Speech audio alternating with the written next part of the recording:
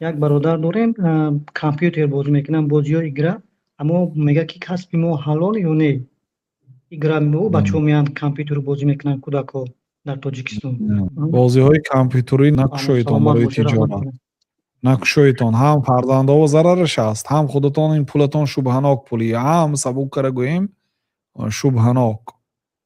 فرضاً همون بچه ها فقط بازی میکنند، قمار نه، هم تو بازی مون، لیکن همین بازی کردن آینده برده به قمار میرساند، آینده قمار باز میشد.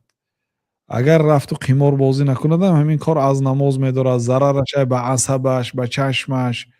مانید کودکا درس خواند، مانید کودکا به ورزش مشغول شود. کودکای از این خیل بازی ها دور کنید تا که اگر غلامی همون بازی شود بعد دیگر نجات داده نمیشه. این بازی ها کمتر در ترکیبش چیزی هست که وابسته میکند، زویسیمی میگه کو بچه زویسیمی میکنه. او بعد ببینید من دین یک آدم یا رسم پرتافته است به من، آدمو در گردی کعبه کارت بازی کردن.